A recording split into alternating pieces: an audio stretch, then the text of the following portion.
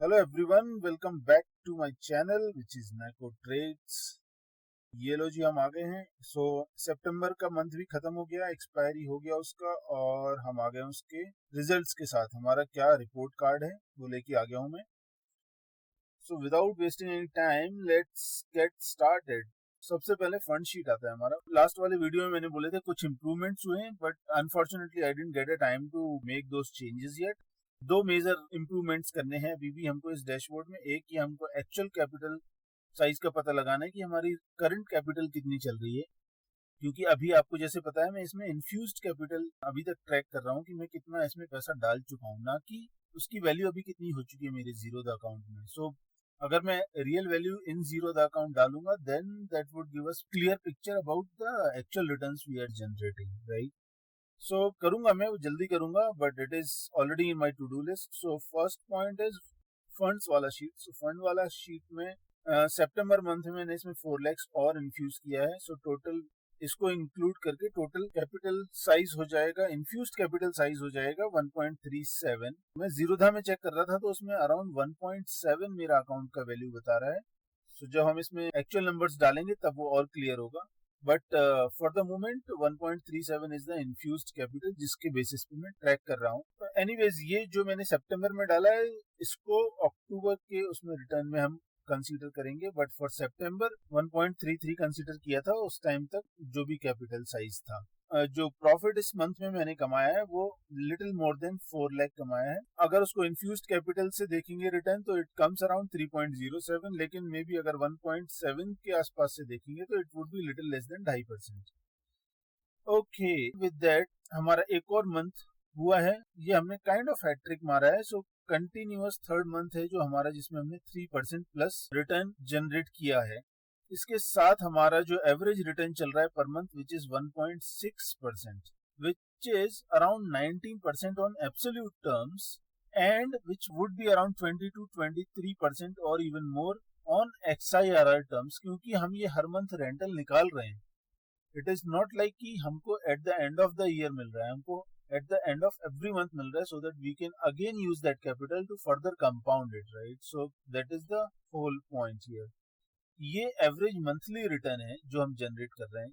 Although हमारा target काफी conservative है इस अकाउंट से, our expectation is to generate 1% return per month. मेरे पास अभी ऑलमोस्ट 1.25 करोड़ से ज्यादा अगर कैपिटल है तो 1.25 लाख रुपए पर मंथ कमाना है। बट थोड़ा सा अभी फॉर्चुनेटली जनरेट ज्यादा हो रहा है क्योंकि मार्केट कंडीशंस भी ऊपर ऊपर की काफी अच्छी हैं, जिसकी वजह से मोस्टली शेयर्स ऊपर ऊपर जा रहे हैं। और एक्सरसाइज होते हैं कवर्ड कॉल में अगर हमारे कोई भी दुकान, तो फिर सबसे ज्यादा प्रॉफिट जनरेट होता है। That is why these returns are looking very good for last couple of months. Okay, with that let's move ahead. Next sheet है हमारा डैशबोर्ड 2। डैशबोर्ड 2 में हम देखते हैं। इस मंथ में मैंने थोड़ी सी गलतियां करी हैं। पहला पॉइंट तो ये है इसमें कि टोटल ट्रेड्स जो है, नंबर ऑफ ट्रेड्स जो है अभी हमारे, अभी तक 50 to 60 की रेंज में चलते थे। इस मंथ में मैंने 74 ट्रेड्स कर दिए, मतलब ओवर ट्रेडिंग किया है मैंने इस मंथ। ओवर ट्रेडिंग क्यों किया है उसका रीजन है कि मैं फंस गया था। कवर्ड कॉल में कभी नहीं फंसते हैं, फर्स्ट ऑफ ऑल जो इसका मेन थीम है। जो मैं फंसा हूँ वो फंसा हूँ एक्सपायरी ट्रेड्स में, जो मैं करता हूँ निफ्टी और बैंक निफ्टी में। बैंक निफ्टी में हमने टोटल इस मंथ में बनाया है around 25,000 rupees. This is from expiry trades, right, जिसमें हम केवल स्ट्रेंगल्स बेचते हैं, सी बेचते हैं, पी बेचते हैं, which is very very dangerous, right. जो कवर्ड कॉल होता है उसमें हमारे पास बैकअप के लिए उसके शेयर्स भी होते हैं, उसकी दुकान भी होता है कि अगर anything goes wrong then we have the shares. Okay, bank Nifty में हमने 25,000 कमाया। निफ्टी में मैंने एक ट्रेड में 1 लाख रुपए सीधा गवा दिया। उसकी वजह से जो निफ्टी का टोटल रिटर्न आता है वो मेरा 55,000 आता है माइनस में। ये लॉस हो गया मुझे 55,000 का। और इसमें अगर नलीफाई कर दें बैंक निफ्टी से तो वो 25,000 इसमें एडजस्ट करने के बाद भी -30,000 मैंने लूज किया है फ्रॉम इंडेक्स में एफएनओ ट्रेडिंग से।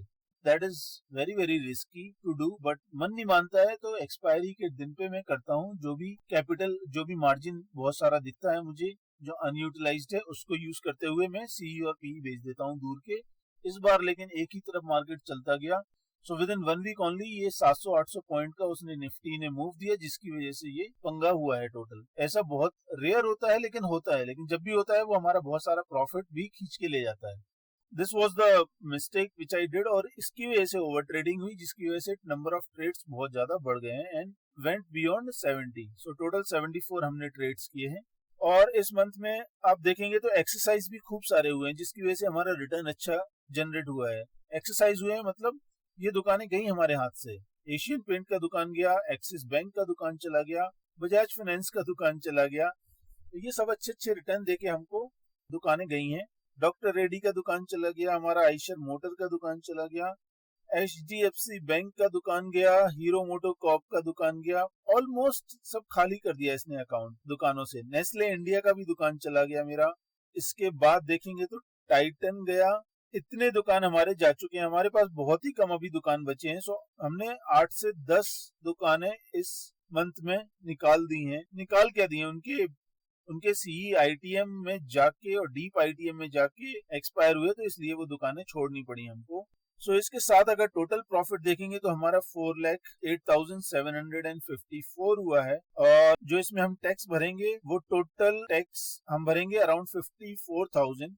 अगेन ये टैक्स का भी कैलकुलेशन थोड़ा सा इसमें इम्प्रूवमेंट की जरूरत है। जैसे मैंने लास्ट में बताया था, इस जो 54,000 का ये जो फिगर आ रहा है, this includes FNO plus dividend plus equity income. तो द पॉइंट इज कि इसमें से इक्विटी इनकम का जो टैक्स है that should be separated out. उसके बाद जो बनेगा वो दो अलग अलग टैक्सेस बनेंगे। एक बनेगा इक्विटी से जो शॉर्ट टर्म कैपिटल गेन्स होता है, वो हमको 20% भरना है सेपरेटली, और जो एफएनओ और डिविडेंड का होता है उनको कंबाइन करके उसमें हमको टैक्स भरना है 30%। सो इसलिए दो अलग अलग टैक्सेस रहेंगे। So this number might be little different, but for the moment जो हमारा पैटर्न चला आ रहा है कैलकुलेशन का, दैट इज 54,000 हमको टैक्स भरना है on this income of 4.08 lakhs. So ये हो गया हमारा जो कमाई हमने करी है अराउंड 4 लाख की। इसके साथ अभी हम देख लेते हैं where are we in terms of our target. So हमारा टारगेट 15 लाख का चल रहा था, तो 15 लाख का हमने ऑलरेडी 16 लाख रिटर्न कमा लिया था till August end only. Including this month का profit it has gone beyond 20 lakhs. So already हम 5 से 6 लाख ऑलरेडी हम ज्यादा प्रॉफिट पे बैठे हुए हैं, जो हमारा रियल टारगेट था। और जैसा मैंने बताया था, जैसे ही अभी ये इस अकाउंट का मैं साइज 1.5 CR करने वाला हूँ जल्दी से जल्दी इन्फ्यूज कैपिटल, तो ये टारगेट भी बढ़ जाएगा, 18 लाख हो जाएगा। उसके बाद हम नेक्स्ट टारगेट देखेंगे कि इतना जो 18 लाख है या 15 लाख है, whatever it is, this should be post tax return. So अभी पोस्ट टैक्स देखेंगे तो अराउंड मोटा मोटी 21 लाख में से 3 लाख अगर गया तो 17 to 18 लाख का भी हमारा पोस्ट टैक्स रिटर्न चल रहा है।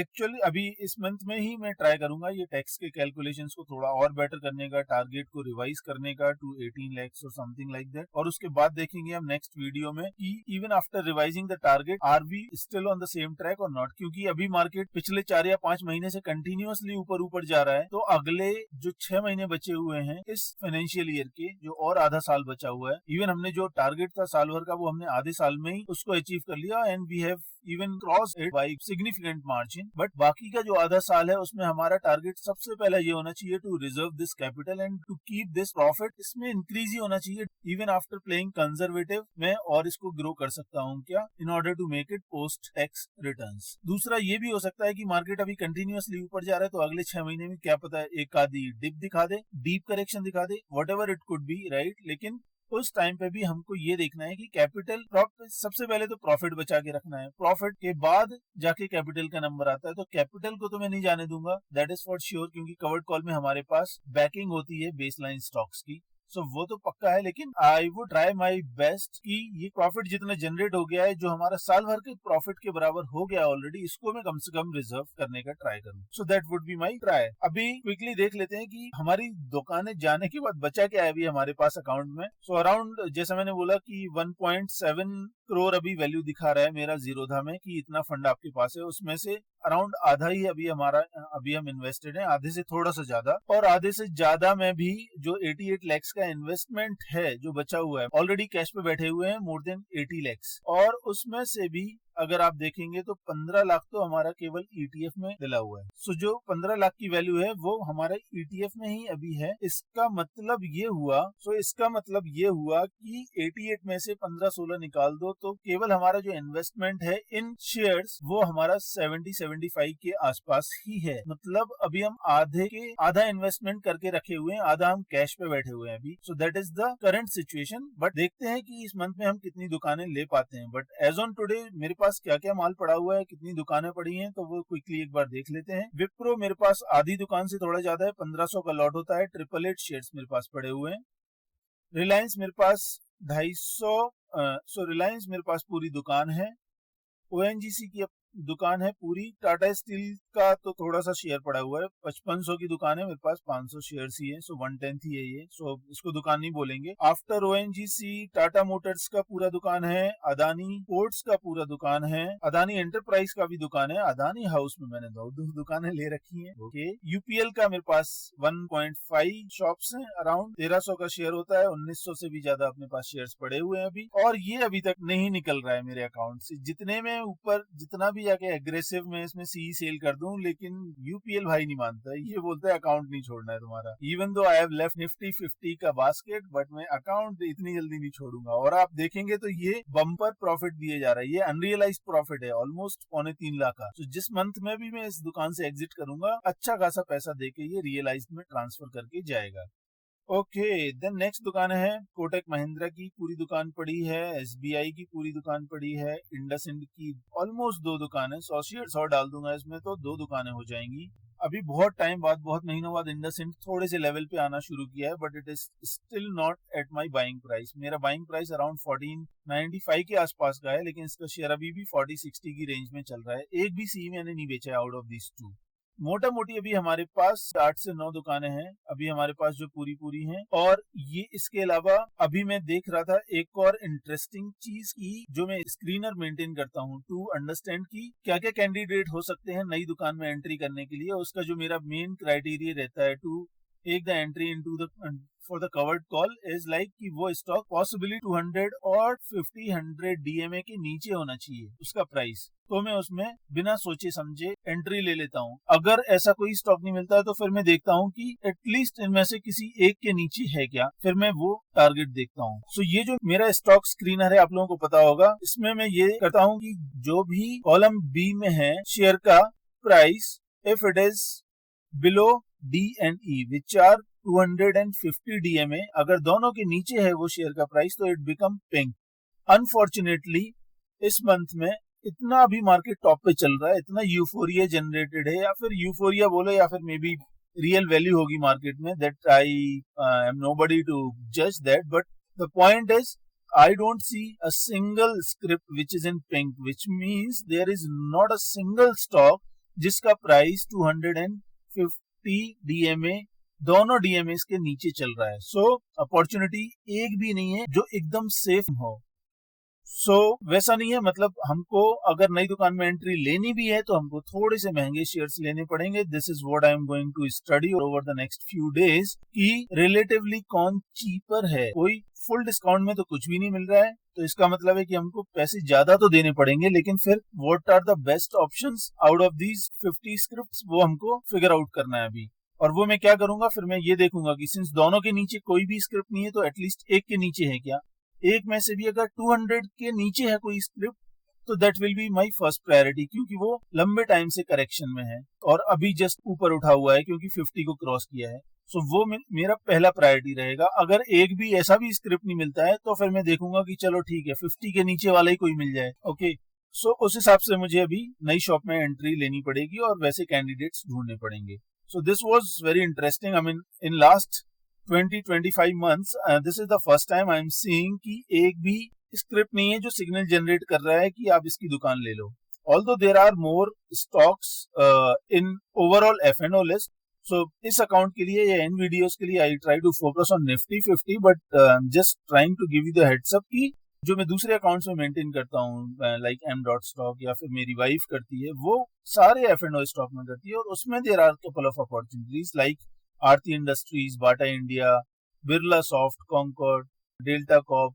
सो इसमें थोड़े से रिस्की और स्टॉक्स हो जाते हैं, लाइक आईआरसीटी काफी अच्छा स्टॉक है और इसमें अभी अपॉर्चुनिटी है। पीएनबी, आरबीएल बैंक, कुछ कुछ बहुत ही रिस्की हैं लाइक आइडिया हो गया, डेल्टा हो गया, जील हो गया, Zee entertainment. So these are very very risky stocks, but still we have some or other candidates which are still available at good price, like Bata India हो गया, बिरला सॉफ्ट हो गया, आईआरसीटीसी हो गया। कुछ तो स्क्रिप्ट्स काफी अच्छे हैं जिनमें सीधा सीधा एंट्री ली जा सकती है, लेकिन in the zero the account I don't prefer any stock which are beyond Nifty 50। So that's all about the performance of this account for the month of September.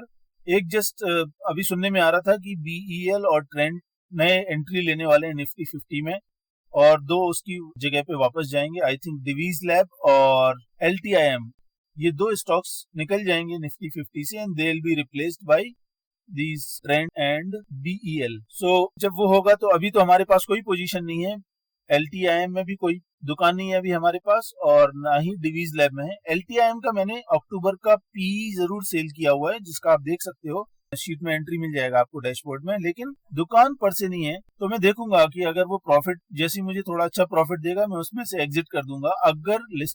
अगर वो बाहर निकल जाता है, तो अगर वो जब तक निफ्टी 50 में, तब तक मैं उसमें दुकान मेंटेन भी कर सकता हूँ, तब तक उसमें कैश सिक्योर्ड पुट जो सेल करा हुआ है वो भी कंटिन्यू कर सकता हूँ. So let's see how it goes. दूसरा एक और न्यूज में पढ़ रहा था कि सेबी का फिर से नया डेटा आया. 91% लोग F&O में लूज कर रहे हैं मनी. मैंने भी लूज किया सितंबर मंथ में, लेकिन ओवरऑल में प्रॉफिट में रहा. और वो प्रॉफिट में क्यों रहा? क्योंकि मैं केवल गैम्बलिंग नहीं कर रहा हूँ F&O में. This is not gambling, this is kind of business which is generating some revenue. इसीलिए आप देखेंगे कि लास्ट मोर देन 25 मंथ्स हो चुके हैं अभी, और उसमें केवल एक मंथ गया था जो ओवरऑल नेगेटिव में गया था, that was November 23. Otherwise all the months are in positive. So लोग बोलते हैं कि मार्केट वॉलेटाइल होता है, मार्केट बहुत रिस्की होता है, F&O बहुत रिस्की होता है, लेकिन F&O जितना रिस्की है उतना ही पावर उसमें है कंटिन्यूअसली प्रॉफिट जनरेट करने का. F&O is meant for some specific purpose, जो बहुत सारे लोग उसको स्पॉइल करते हैं, इसलिए उसमें मनी लूज करते हैं. और वो देखेंगे आप तो मोर देन 90% लोग हैं. सो ऐसा कहीं मैं डेटा में पढ़ रहा था कि 100 में से 90 लोग लूज करते हैं, लेकिन जो बाकी के 10 लोग बचते हैं, उनमें से 6 से 7 लोग उतना ही प्रॉफिट जनरेट करते हैं कि वो कमीशंस, ब्रोकरेज, STT इन सब में ही पैसा भर पाए. बस नेक टू नेक रहते हैं वो. जो लास्ट के 1 या 2 लोग बचते हैं हर 100 में से, they are the one who are generating